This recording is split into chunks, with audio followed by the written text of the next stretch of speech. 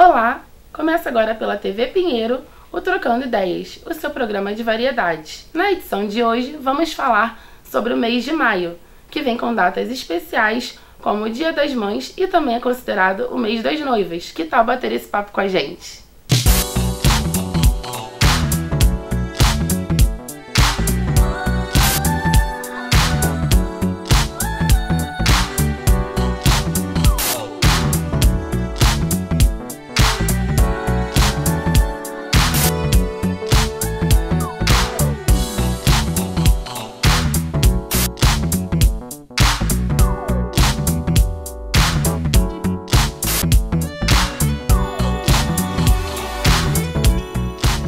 Muitas pessoas não sabem a origem do Dia das Mães, de onde vem essa data e as curiosidades que tem por trás dela. A repórter Débora Andrade vai trazer mais informações sobre o tema. O Dia das Mães é, sem dúvida, uma das datas comemorativas mais universais que existem. Essa celebração teve origem na Grécia e Roma Antiga, mais precisamente nas festas primaveris. Nesses eventos aconteciam os cultos de adoração às divindades que presenteavam as mães, como a deusa Réia, mãe dos deuses, ou Cibele. Outra comemoração semelhante vem do século XVIII. Na Inglaterra, havia um domingo em que os filhos entregavam presentes para as mães durante as missas católicas. Contudo, a história do Dia das Mães, como conhecemos, desvinculado de aspectos religiosos, se inicia em 1904, nos Estados Unidos. A protagonista dessa história foi Anna Jarvis, uma jovem americana, filha de pastores, que havia perdido sua mãe, uma mulher bastante comprometida com as causas sociais. Para perpetuar a memória da mulher e para confortar Anna, que havia entrado em estado de depressão, os amigos da jovem resolveram fazer uma festa. Dessa forma, a história de Anna se alastrou por todo o país. E em 1914, o Congresso americano oficializou a decisão do dia 9 de maio como Dia das Mães. Inúmeros países seguiram posteriormente o exemplo dos Estados Unidos.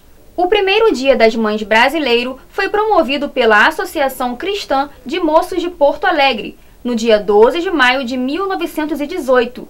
Em 1932, o então presidente Getúlio Vargas oficializou o feriado.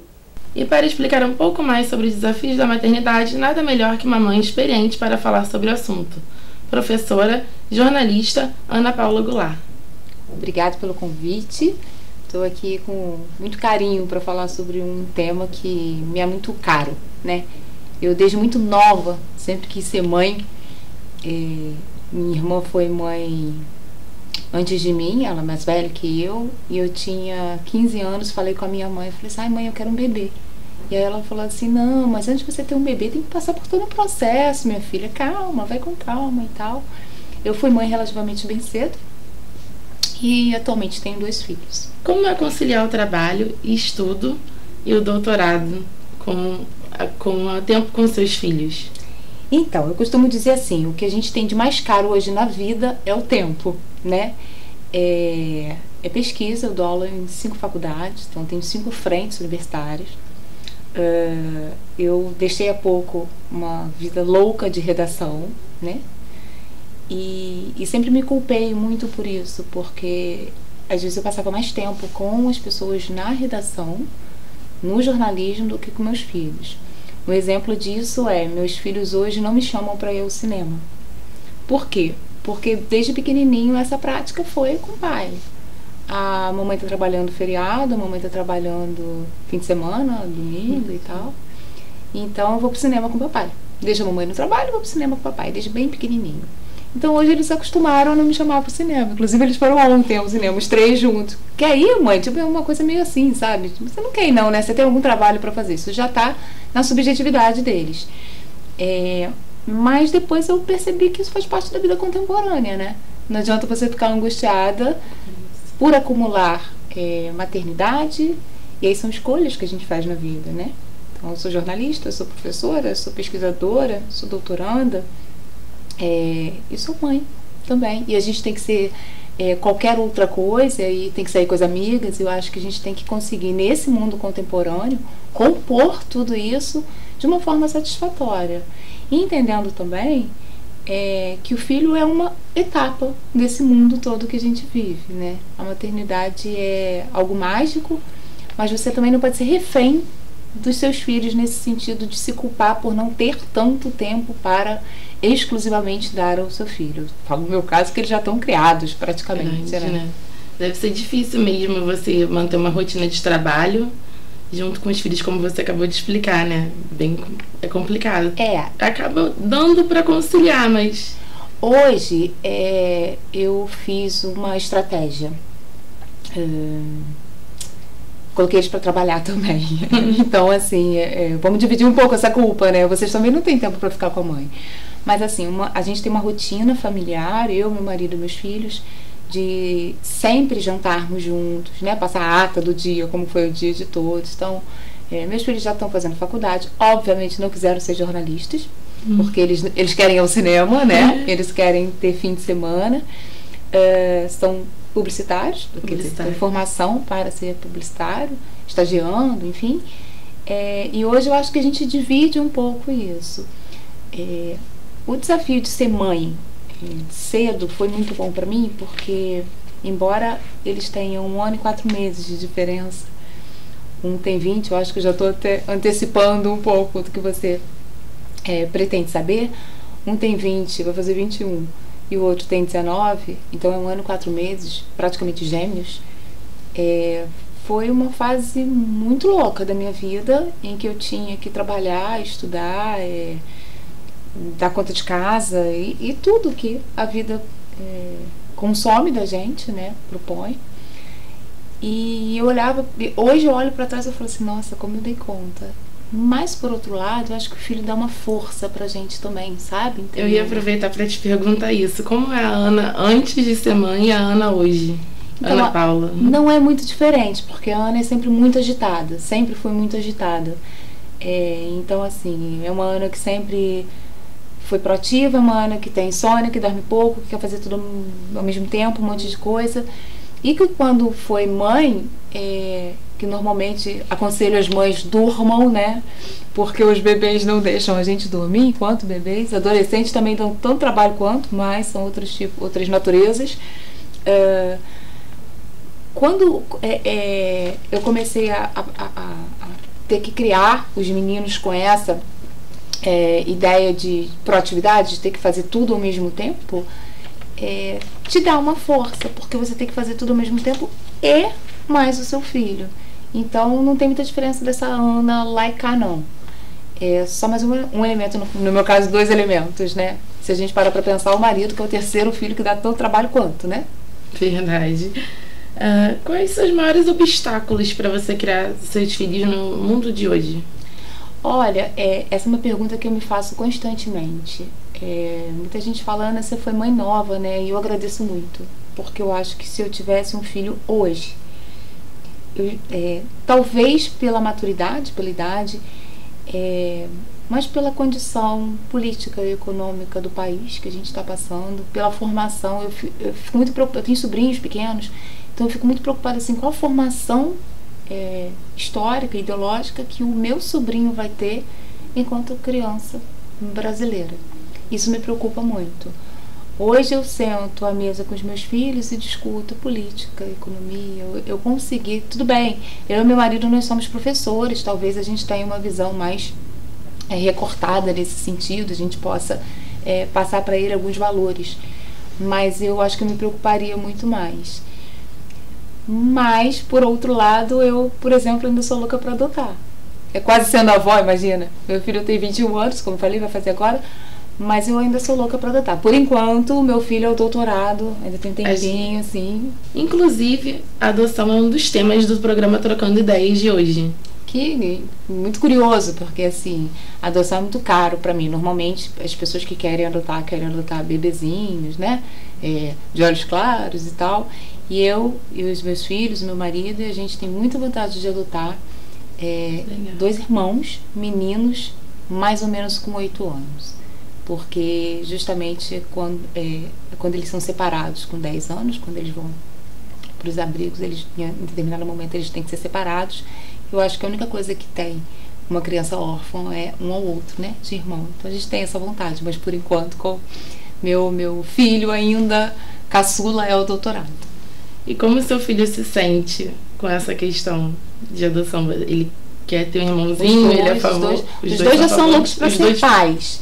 E eu, logicamente, avó, eu acho que todo mundo fala que ser avó é ser mãe 2 vezes, é bem melhor e tal, não tem a cobrança lá da criação, né?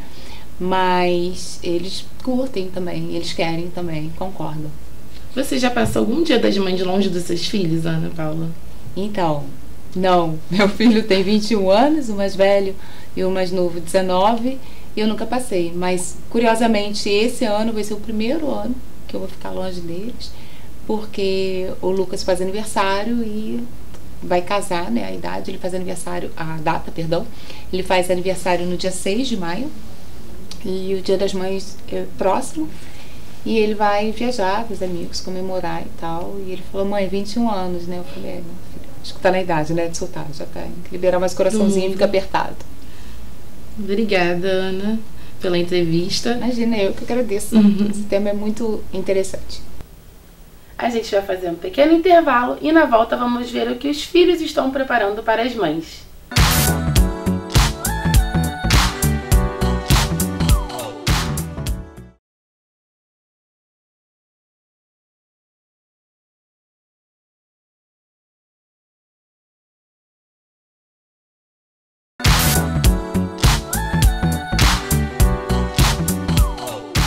Estamos de volta com o Trocando Ideias. Você já pensou em como vai presentear sua mãe? Não tenho muito dinheiro, né? Mas a gente vai improvisando e vendo o que dá. Eu acho que eu vou comprar um perfume pra ela. Seria uma caixa de bombom, né? Tradicional, brasileiro. Eu acho que esse ano eu vou no clichê do buquê de rosas e a caixa de chocolate. Eu vou fazer um café da manhã pra ela, especial, com flores, uma coisa bonitinha. E talvez dar uma blusa pra ela, uma bolsa. Minha mãe adora coisas do lar e ela me pediu uma panela elétrica. Então, já até comprei a panela elétrica, na verdade. Continuar dando muito carinho pra ela, porque mãe é muito especial. Merece, né? Passa o ano todo cuidando do filho, da casa, então ela merece ganhar um presente especial. A repórter Débora Andrade vai nos explicar sobre as conquistas da mulher na sociedade. O primeiro país no mundo a reconhecer o direito do voto feminino foi a Nova Zelândia em 1893. A primeira lei em prol da luta pelo sufrágio universal no Brasil é de 1919, mas a garantia só veio em 1932 durante o governo de Getúlio Vargas e consolidado na Constituição de 1934. A luta está longe de acabar, mas elas obtiveram direitos importantíssimos nos últimos anos. Em 1985, foi criado o Conselho de Direitos da Mulher e 2006 foi o ano em que foi sancionada a Lei Maria da Penha, um marco na questão de direitos femininos. A primeira mulher a ocupar o cargo mais importante do país foi eleita em 2011. A eleição de Dilma Rousseff chamou ainda mais atenção para essa subrepresentatividade. Em 2015, a lei do feminicídio foi inclusa de uma forma específica, o reconhecimento do homicídio contra a mulher simplesmente por pertencer ao sexo feminino. No mercado de trabalho ainda há uma desigualdade no que se refere a diferentes gêneros. O salário da mulher ainda é proporcionalmente menor do que dos homens na sociedade atual, e as condições não são animadoras. A Pesquisa Nacional por Amostra de Domicílios mostra que essa igualdade só deve chegar em 87 anos. Segundo uma pesquisa publicada pelo IBGE no ano passado, as mulheres trabalham 10 horas a mais do que os homens, o que significa uma dupla jornada entre o trabalho assalariado e o doméstico. A pesquisa também aponta que cerca de 93% das mulheres sejam atingidas por essa dupla jornada e 78% dos homens. E semanalmente, as mulheres trabalham cerca de 20 horas a mais e os homens apenas 11. Adriana Dias para o Trocando Ideias. Cresce o divórcio e diminui o número de casamentos registrados no Brasil. Quem tem mais informações é a repórter Débora Andrade. O casamento é uma das tradições humanas mais antigas e disseminadas pelo mundo. Um levantamento do IBGE com dados colhidos entre 1984 e 2016 indica que no Brasil, 1 em cada 3 casamentos resulta em divórcio. O aumento foi significativo, principalmente no que se diz a respeito de divórcios judiciais, com sentença de guarda compartilhada dos filhos, que passou de 7,5% em 2014. Os números assustam. A taxa de casais que optaram pelo divórcio aumentou consideravelmente. entre 8,3% nesse mesmo período. Pelo IBGE, a proporção é de 3 casamentos para cada divórcio, e ter filhos cada vez menos tem sido um impedimento para que casais se separem. Nos casos de divórcios judiciais com sentença de guarda compartilhada, a mulher continua sendo a principal responsável pela guarda. Além disso, a média de duração de um casamento civil também tem caído. Em 2007, era estimada em 17 anos. 10 anos depois, está em 14 anos. Neste programa, abordamos vários assuntos. Começamos a falar sobre maternidade e o tema agora é adoção. Acompanhe. O Dia Nacional da Adoção é comemorado em 25 de maio. De acordo com o CNJ, Conselho Nacional de Justiça, na última década, mais de 9.000 adoções foram realizadas no país, sendo 420 em janeiro e maio de 2018. São muitas as tristes histórias de crianças que sofreram abusos de pais e familiares ou que sofrem com o uso das drogas por parte daqueles que deveriam zelar pelo seu bem-estar. Mas a esperança de conseguirem restabelecer laços familiares com outra família é sempre grande. O CNJ disponibiliza em seu portal a publicação 3 Vivas para a Adoção, uma espécie de guia com um passo a passo explicativo, informações sobre busca ativa e os diversos tipos de adoção. É possível ler ainda depoimentos de famílias que se formaram por meio do processo, como histórias envolvendo adoção tardia, adoção de crianças com deficiência, entre outras. O programa Trocando Ideias fica por aqui. A todos um ótimo mês de maio e até a próxima!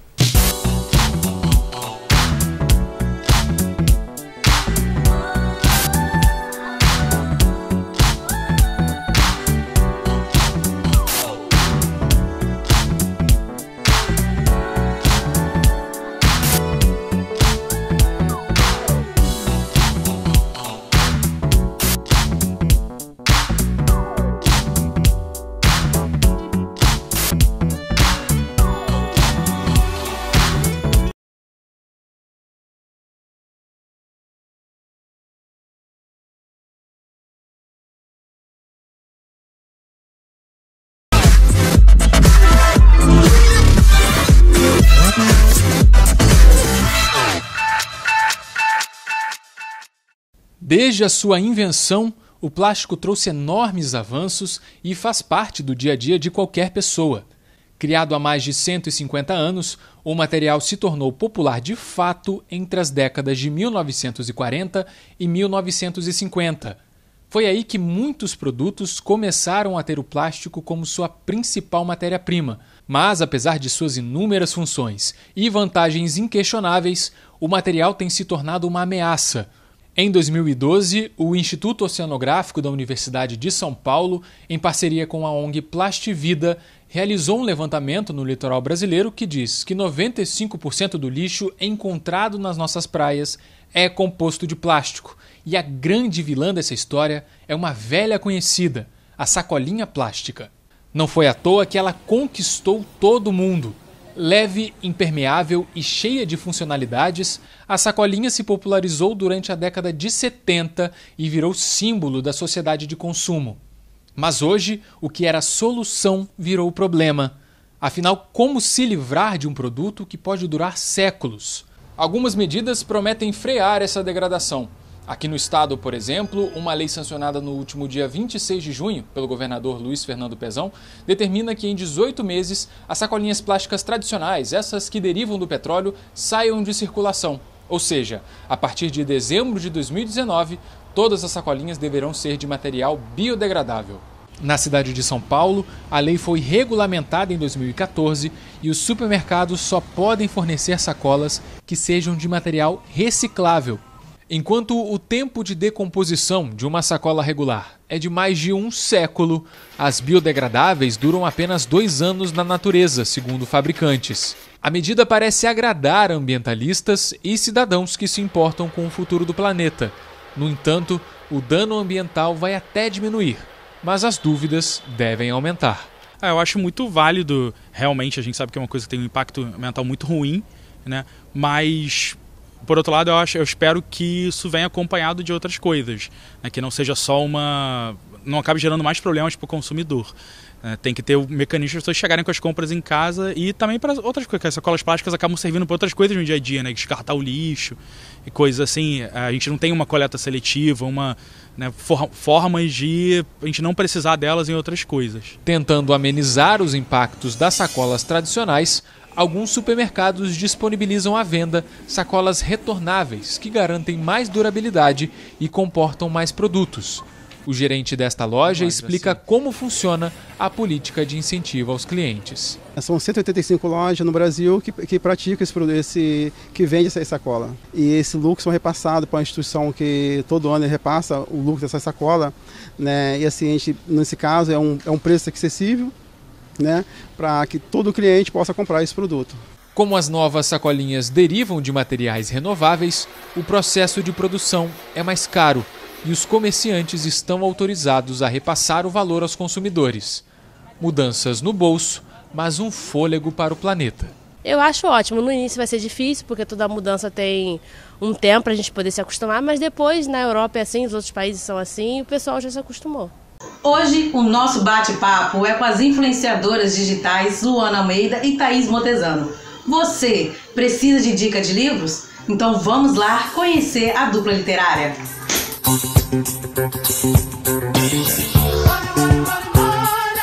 Para iniciar, me explica um pouco, meninas, o que é a dupla literária e como que ela nasceu. Eu sou a Thaís, eu sou a Luana e nós somos a dupla literária. A dupla literária é um perfil no Instagram que a gente compartilha as nossas leituras, resenhas e dicas de livros. Surgiu de uma forma muito despretensiosa. Na realidade, eu e a Lu já compartilhávamos nos nossos perfis pessoais o que a gente lia, o que a gente gostava. E a gente pensou, por que não compartilhar isso com mais pessoas? Por que não unir essa paixão dos livros num perfil público? E foi aí que surgiu a dupla literária. Então, Luana, qual o público-alvo da dupla literária e qual o alcance que a página tem? Então, 70% do nosso público é composto por mulheres na faixa etária de 25 a 34 anos.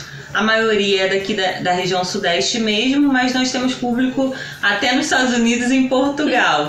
Nós temos quase 3 mil seguidores e o alcance da página é de 1.000 usuários por semana. Ok, meninas, para finalizar, quem quer conhecer a dupla literária, o que a pessoa pode encontrar na página? Em mais de um ano de dupla literária, nós já fizemos mais de 80 resenhas, que é o nosso carro-chefe. Mas além disso, a gente ainda oferece dica de autores, dicas de séries e dicas de filmes. Nós também temos projetos literários. Esse mês de março, por exemplo, a gente está homenageando as mulheres. Então, durante todo esse mês, as nossas leituras serão dedicadas exclusivamente a autores. Vou deixar para vocês aqui uma dica de um livro sensacional que traz 45 mulheres que marcaram a história do Brasil. Vocês são os nossos convidados para participarem também desse projeto. Vem com a gente. Vem com a gente. Para você que deseja conhecer mais o trabalho da dupla literária, é só acessar a página no Instagram, @duplaliteraria. Livros não mudam o mundo. Quem muda o mundo são as pessoas. Os livros mudam as pessoas. Autor Mário Quintana.